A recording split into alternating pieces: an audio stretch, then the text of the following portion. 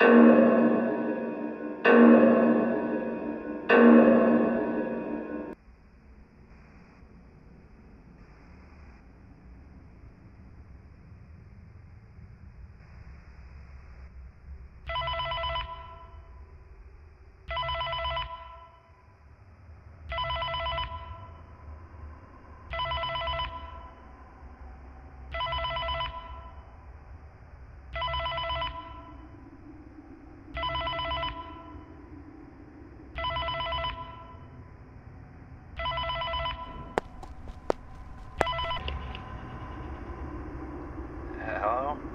Hello? It appears I found you. If not, I'm probably just wasting my time with this call, but it's worth a try. So, your name's John? John? I think it's John. Well, my name's Peter, and I'm a former night guard at Freddy Fazbear's Inn. As far as I know, you've never met me, but you're just as deep in this as me. Every survivor I can find can help us to get out of here, so I'm gonna try to keep you alive, John. I can't protect you, but I might have some useful information on what to do when they wake up. And by they, I'm talking about your childhood friends. Now, before you start questioning me how you could meet them after they were killed back in the 80s, there's a pretty simple answer. You're dead, John. No, I'm not joking. I'm unsure of how you died, but I know that you definitely made a mistake by doing so. I think I should probably explain myself here, so let me hurry up. You might have already noticed that this place probably looks familiar to you, and there's a good reason for that. This is Fredbear's family diner. Kinda. To be exact, it's an eternal purgatory. Your memories shape the place, so for you it probably looks like a mix of wherever you last worked or lived and Fredbear's. On that, you're pretty lucky. You could have gotten a much worse look for this place in your head, but that's trivia you don't need to know about. What you do need to know about is that this eternal purgatory could potentially be escaped from, and that I have a plan of how to do so. However, you do need to assist me on this, and it's not quite ready. I'll explain it to you tomorrow, but for now, it's an important step for you to look onto the office table with the fan that is located next to you, and get the audio tape that is in there out of it. You will need this if you want to escape from here.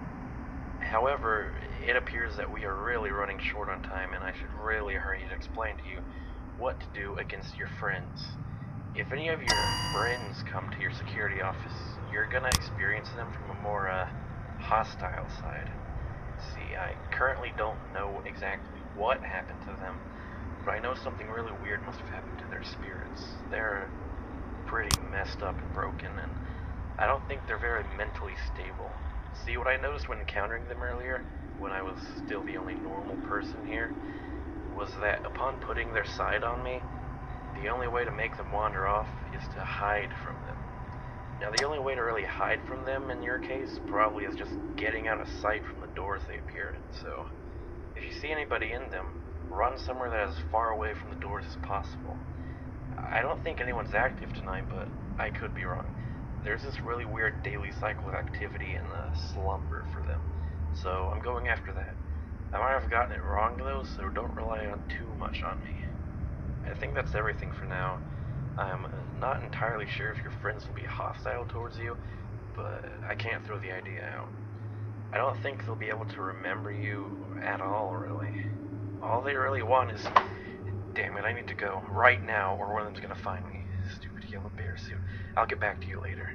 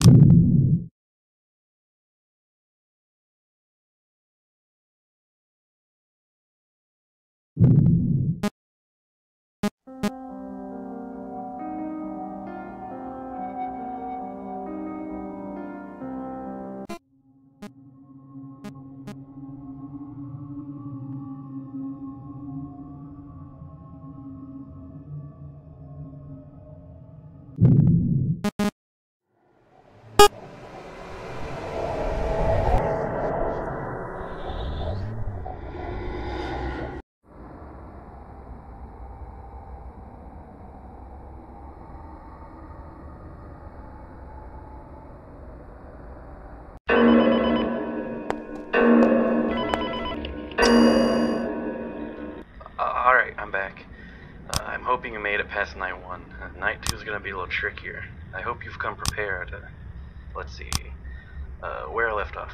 The reason these spirits want to kill you, and this is just a guess on my side, it's because they need what's inside of you.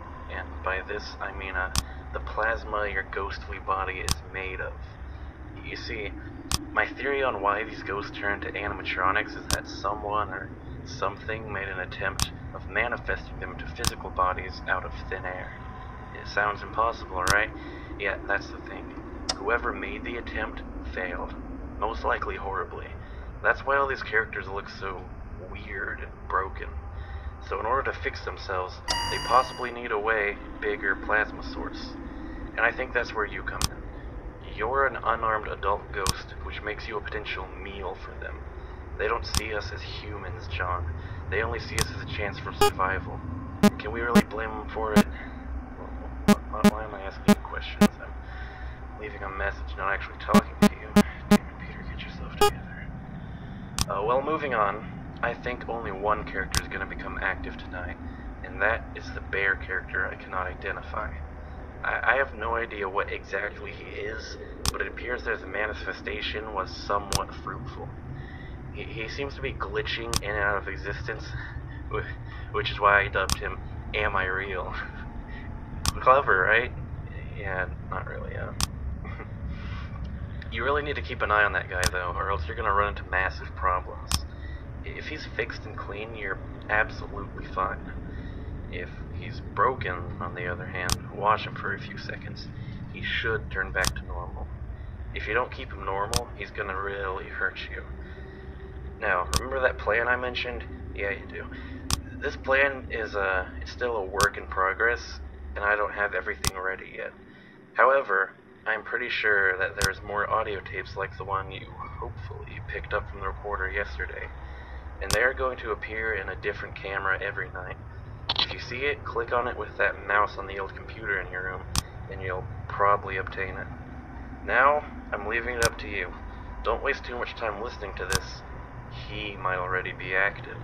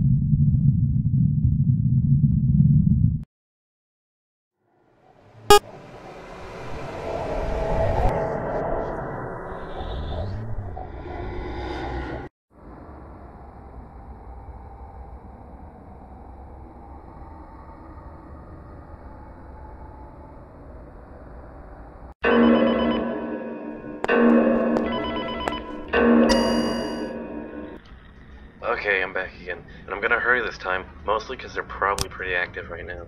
Now there's this big mess of parts and stuff that has appeared only after you first arrived. It appears to have lamps in it, and for some reason, it's full of sharp teeth. It looks like something straight out of a goddamn horror attraction, to be honest. Anyway, once it's assembled all of the parts, it is going to appear on your ceiling. I think the best way to just keep it away is to look at it when it's up there, so make sure to do that. It dislikes being watched. Oh yeah, remember the plasma source issue? The old plasma source that was used to create these messed up ghosts is, it's still around here. If it's there, play dead. Instantly. Look at the ceiling and do absolutely nothing until you hear it walk away. That's pretty much the only way to keep it out. It doesn't like other ghosts. I've seen it attack the others multiple times, actually. It's pretty interesting. It appears to want back what's theirs. Well, I'm gonna leave you to it, and don't forget about collecting the tapes.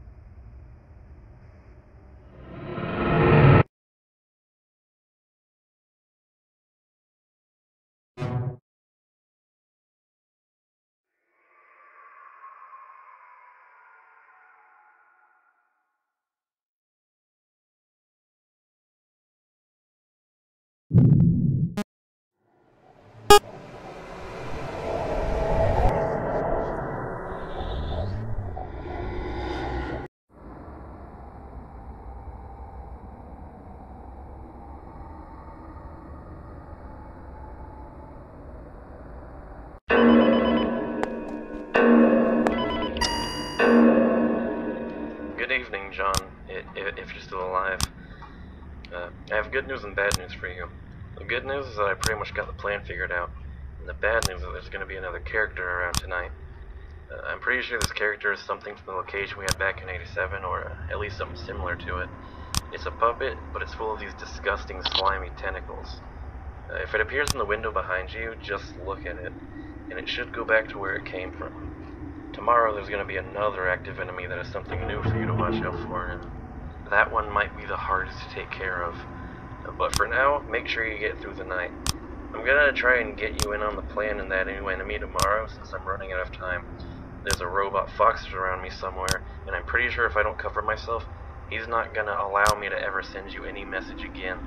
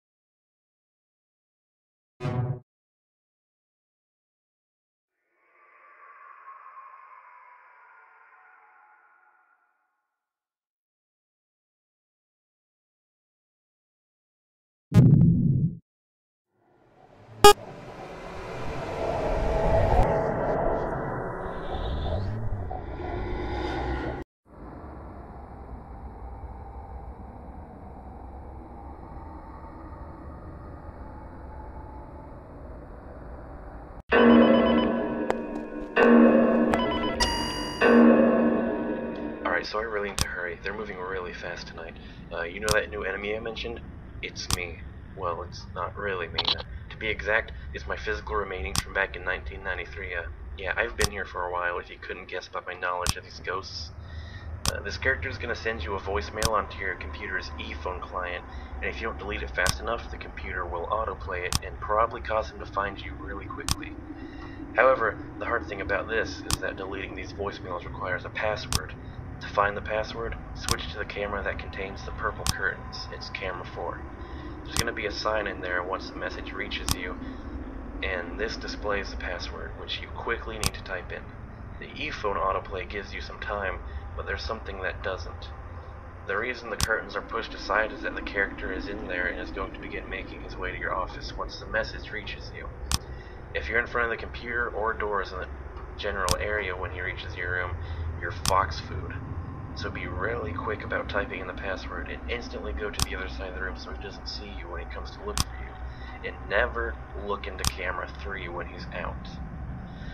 Okay, now that the important stuff to your survival is out of the way, I'm going to explain my plan. If you've been listening to the tapes you've collected, they include recordings of yourself and your friends, and him as well. These obviously aren't real recordings, but instead memories of your messed up childhood compressed into physical form. My opinion is that collecting all these may allow you and your friends to move on from purgatory and become free ghosts. Basically, facing your past would make you get over it, make you find your peace. So, for your sake, find all of them. Talk to you later.